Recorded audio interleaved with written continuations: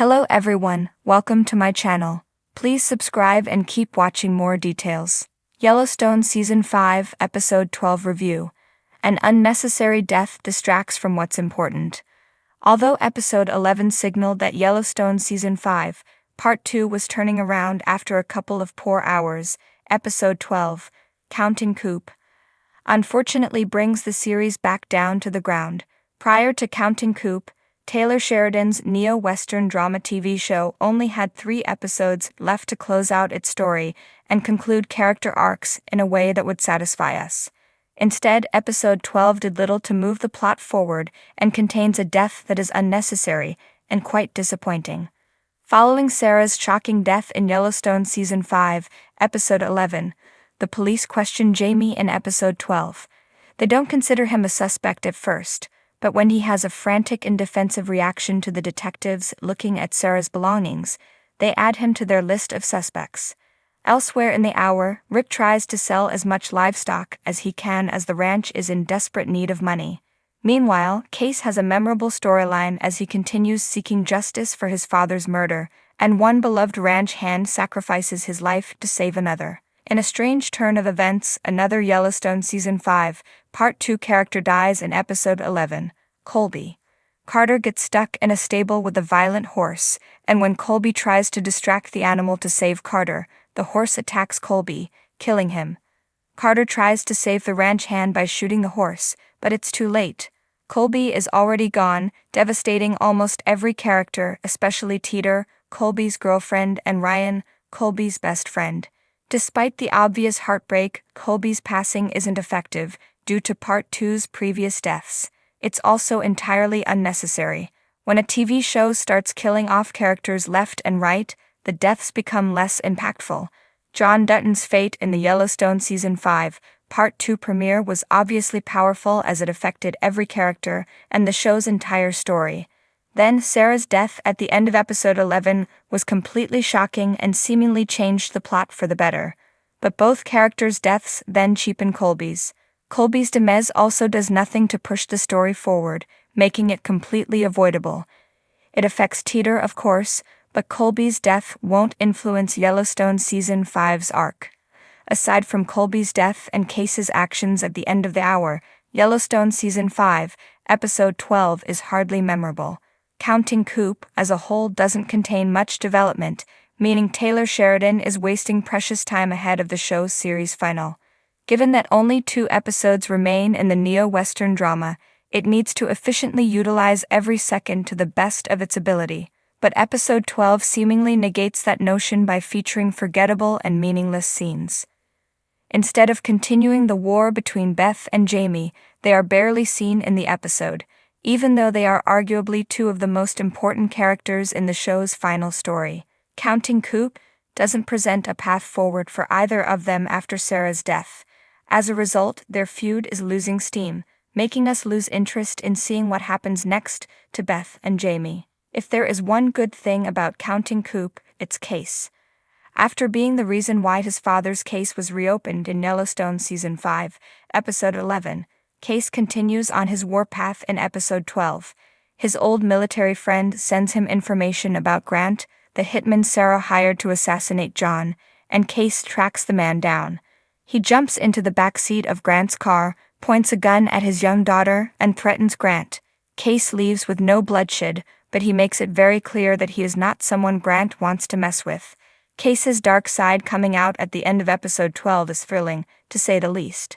His character development in the second part of Season 5 has been quite intriguing to watch, and Case's scene with Grant will undoubtedly create excitement about what comes next for Luke Grimes' character.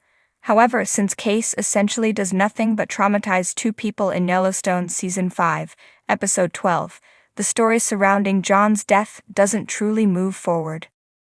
In an episode that should have been about high-stakes power struggles, the fight for the future of the Yellowstone Ranch, and the ever-escalating war within the Dutton family, Yellowstone Season 5, Episode 12 instead took an unexpected and arguably unnecessary detour, one that ultimately detracted from the emotional core of the story. The biggest takeaway? a shocking death that felt less like a natural progression of the narrative and more like a misguided attempt to force tension. From the outset, this episode had all the hallmarks of classic Yellowstone storytelling: sweeping landscapes, tension-filled conversations, and the ever-present feeling that disaster was looming on the horizon. The Dutton family remains fractured, with Beth, Kelly Rayleigh, and Jamie, Wes Bentley, still locked in their mutually destructive feud. John Dutton, Kevin Costner, still clinging to his idealistic view of legacy, continues to struggle under the weight of his governorship, while Case, Luke Grimes, remains stuck between his duty to his family and his responsibility to his own growing household. Meanwhile, Market Equities lurks in the background, waiting for their moment to strike. The episode had all the makings of something great, until a shocking and frankly miscalculated death stole the focus. A death that feels forced. Without diving into too many spoilers, the character in question had been a significant presence throughout the series, but their death lacked the emotional weight it should have carried. Rather than serving as a meaningful turning point, it came across as an unnecessary deviation from the larger story, a way to artificially raise the stakes rather than letting the already present conflicts organically unfold. One of Yellowstone's greatest strengths has always been its ability to balance action with deeply emotional storytelling. When a character meets their demise in Taylor Sheridan's world, it usually serves a greater purpose. Think of Lee Dutton's death in Season 1, which set the entire series into motion, or the shocking Season 3 finale that left the fate of multiple main characters uncertain. Those moments felt earned. This one, however, did not. What makes it even more frustrating is that the show already had so many compelling threads to pull. Beth and Jamie's war could have taken a new, unexpected turn. John's battle with the state's bureaucracy could have been the centerpiece of the episode. Instead, the narrative swerved into territory that felt unnecessary and, worse, distracting. The fallout feels hollow. When Yellowstone kills off a major character, it usually sends shockwaves through the story, but this time the aftermath felt muted. Rather than diving into the emotional repercussions, the show moved on too quickly, barely giving the moment the weight it deserved. The pacing of the episode suffered because of it. In a series that prides itself on exploring grief, loyalty, and the brutal nature of ranch life, this felt like a missed opportunity. The episode could have leaned into the fallout, showing how each character reacted in meaningful ways. Instead, it felt like a pit stop before moving on to the next big moment. What should have been the focus? At its heart, Yellowstone is about power: who has it, who wants it, and what people are willing to do to keep it. That should have been the driving force of this episode. The tension between Beth and Jamie is at an all-time high, with both sides playing a dangerous game that could end in disaster. John's struggle to hold onto his land and legacy should have been center stage. Even Case's internal battle, as he tries to balance his loyalty to his family with his desire for a different kind of life, deserved more attention. There was so much rich storytelling potential in this episode, but instead, we were given an unnecessary tragedy that overshadowed everything else. The bigger picture: a mid-season slump. One of the biggest questions coming out of this episode is whether Yellowstone is starting to lose its focus.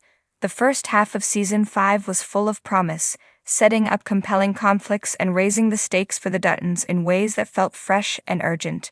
But now, with only a few episodes left, the show seems to be spinning its wheels, throwing in shock value moments rather than delivering on the complex character work that made it so beloved in the first place. There's still time for Yellowstone to course correct.